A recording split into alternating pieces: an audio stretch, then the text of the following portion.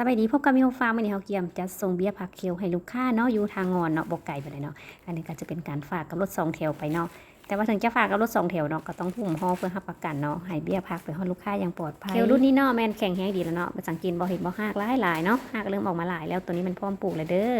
เอาไปเปลี่ยนใส่โถหรือว่าลุงดินกันเป็นงามเลยเนาะเคียวหักเพิ่นค่อนข้างจะแข็งแรงเนาะระบบหักเพิ่นดีเขาจะมาเอาถุงยางใส่หุ้มทางก้นก่อนเนาะแล้วก็มาเสือกฟางตัวป้องกันการระเหยน้ำว่าถ้าเบ้าเพิ่นแห้งนะโอกาสที่ผักจะตายก็จะมีหลายเนาะแต่เขาเฮ็ดแบบนี้เนาะเป็นหักประกันเนาะว่าอยู่ได้หลายมื้อเนาะหลายคนเพิ่นก็เป็นห่วงเนาะย่านพักไปแล้วย่านพักหักแล้วพักตายเนาะบ่ต้องเป็นห่วงเด้อพิธีการหุ้มห่อเฮาค่อนข้างจะยุ่งยากเนาะแต่ว่าก็เฮ็ดทุกอย่างเลยเนาะเพื่อความปลอดภัยของต้นไม้เจี๊ยกแก๊ดนี่เนาะแข็งๆนี่เนาะตัดแบ่งเป็น4 ส่วนแล้วก็หุ้มเนาะหุ้มเพื่อบ่ให้หยังบ่ให้ใบมันหักเนาะถ้าว่ามีการโยนกันอย่างกับบ่หักเนาะตัวนี้ถ้าเฮาส่งกับคนส่งแม่นเฮาจะใส่เก็ตอีกสั้นนึงเนาะมื้อนี้ลูกค้าเพิ่นให้ส่งกับรถ2 แถวเนาะก็เลยใส่แบบนี้แล้วก็ใส่ถุงยางสามารถหิ้วไปส่งได้เลยท่านใดเนาะสนใจเบี้ยพักก็สั่งกับพวกเราได้เด้อเรามีความจำหน่ายเนาะคิดว่าคลิปนี้มีประโยชน์ฝากกดไลค์กดแชร์กดติดตามให้เฮาดีเด้อเอาไว้มื้อหน้าแม่เสริมจะมาลงคลิปให้เบิ่งอีกเนาะแม่เสริมลงคลิปทุกมื้อเลยขอบใจหลายๆครับชมคลิปวิดีโอของมีโฮมฟาร์ม